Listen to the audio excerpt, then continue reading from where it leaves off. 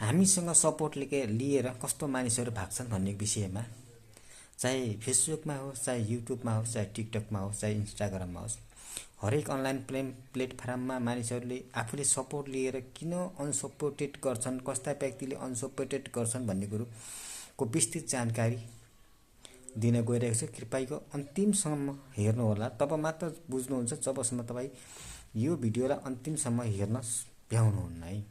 त्यसकारणले यसलाई पूर्ण रूपले हेर्नुहोस्, धेरै लामो नहोला, म त्यति लामो नहोला, छोटकरीमा बनाउने कोसिसमा छु। कस्ता मानिसले युट्युबमा अनसब्स्क्राइब गर्छन् त? देखाउटीकोमा सब्स्क्राइब गर्छन् र जब केही छिनपछि उनले तुरुन्त अनसब्स्क्राइब गर्छन्। कारण के त? आखिर हामी मानिस नेपाली भनेको कस्तो जात हो भन्ने कुरो पहिला त आफूले बुझ्नुपर्छ। हामी मानिस भनेको आफूमा मात्र रमाउने र अरूलाई केही रमाउनको निम्ति बाधा अड्काउ गर्नेलाई नेपाली भनिन्छ। प्रशस्तमा नेपालीलाई कसरी बुझिन्छ भन्ने कुरो हो।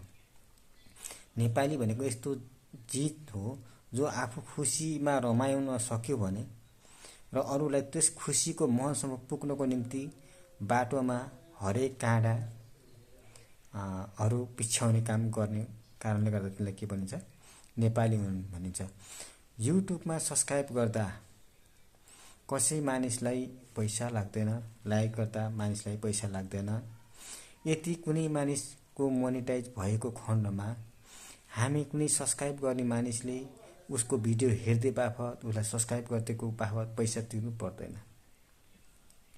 हामीले त्यहाँ भारी बोकेर पनि हिँड्नु पर्दैन। त्यो सब्स्क्राइब यतिजनालाई सब्स्क्राइब गर्यो, अब त मेरो 50 केजी 30 केजीको सामान 50 केजी भयो होला भन्ने कुरोमा पनि हामी छैनौँ। किनभने न हामीलाई भारी बोक्नुपर्छ, न हामीले कुनै व्यक्ति विशेषले मोनेटाइज गरेर अगाडि बढ्नुभयो भने उहाँलाई को भिडियो हेरेको, लाइक गरेको र सब्स्क्राइब गरेको बापत न हामीले पैसा तिर्नुपर्छ।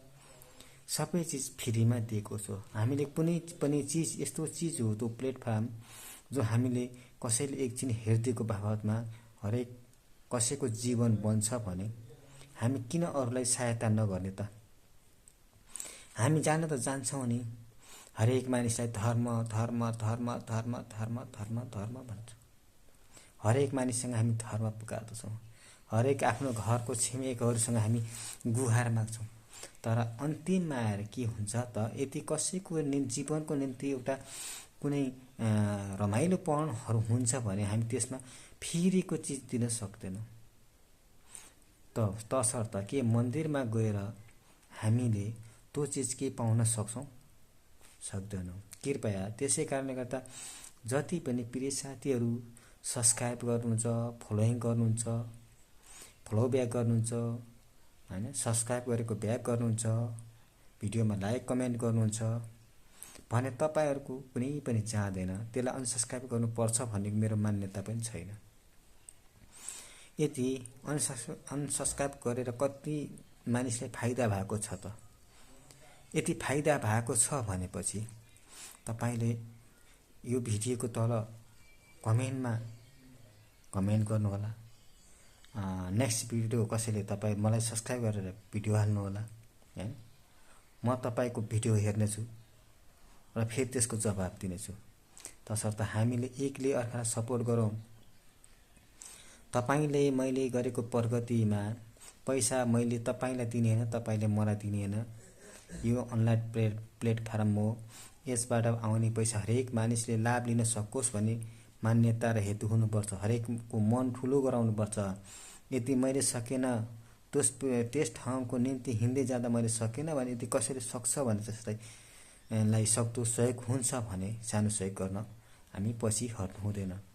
किनभने हरेक मानिसहरू यस्तो भेटिएको हुन्छन्, अहिले गर्छन्, एकछिनपछि हेरेपछि त्यसलाई के त साथीबाट हटाइदिन्छन्। के फाइदाजनक हुन्छ त? के यदि मैले कसैलाई अनसब्स्क्राइब गरे भने के उसले थाहा पाउँदैन त यो मानिसले गरेको होला भनेर? के उसले पनि गर्दैन? के तपाईको पनि गर्दैन? के उसको मात्रै गर्छ? हामीले विशेषतामा त्यसरी सोच्नु हुँदैन। यदि हामीले कसैलाई सब्स्क्राइब दियौँ भने सब्स्क्राइब ब्याक दिनुहोस्। साथमा नजिकमा रहेको बेल आइकनको बटन च्याप्नुहोस् ताकि हरेक मानिसले तपाईका साथीहरू चाहे मेरा साथीहरूले हालेको भिडियो तपाईको माझमा आउन सकोस्, तपाईले हाल्नु भएको मैले हालेको भिडियो तपाईको माझमा जान सकोस्।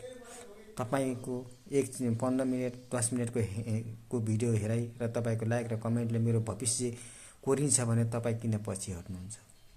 मैले गरेको त्यो लाइक र कमेन्ट सब्स्क्राइबले तपाईको भविष्य कोरिन्छ भने त्यो फ्रीमा दिने आएको चिज फ्रीमा दिनेमा हामी किन डराउँछौँ?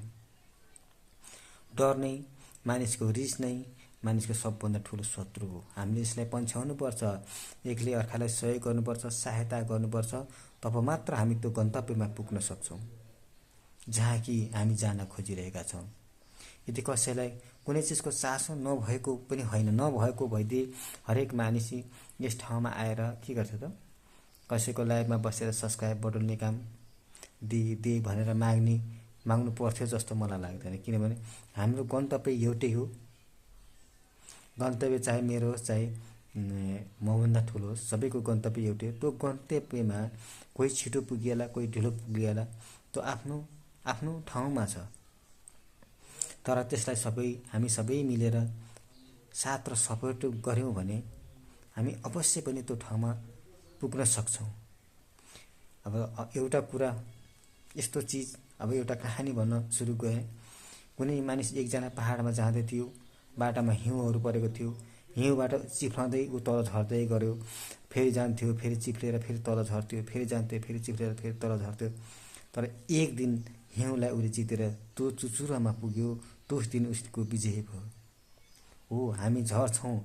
आज तपाईँ 50-60 जना हुन्छ, झार्नुहुन्छ, भोलि फेरि झार्नुहुन्छ, पर्सि फेरि झार्नुहुन्छ, फेरि हामी चढ्छौँ, फेरि झर्छौँ, फेरि चढ्छौँ, फेरि झर्छौँ। त्यो हाम्रो सधैँ हुन्छ। तर हामी सधैँ लागिपर्यौँ र लागिरह्यौँ भने हाम्रो के त एक दिन त्यो पहाडको चुचुरोमा अवश्य पुरा गर्छौँ। तसर्थ साथीहरू, म के भन्न चाहन्छु भने हामी कसैप्रति नराम्रो सोच नराखौँ। एकले अर्कालाई सपोर्ट गर्न मिल्छ, सहयोग गर्न मिल्छ भने गरौँ। मैले गरेको सानो सपोर्टले तपाईको परिवारमा खुसियाली छाउँछ, तपाईमा खुसी छर्छ भने त्यो नै ठुलो धर्म मेरो हो। त्यसकारण गर्दा यदि हामीले अहिले हाम्रो मुखमा भनेको हो रहेछ भन्ने अनि सब्स्क्राइब गर्ने एकछिनपछि उता गएछ यो बेकार हो भन्ने त्यसलाई साथीबाट हटाउने काम चाहिँ गर्नु हाम्रो जीवनको सबभन्दा व्यर्थ पनि हो, त्यो एकदम ठुलो शत्रु पनि हो।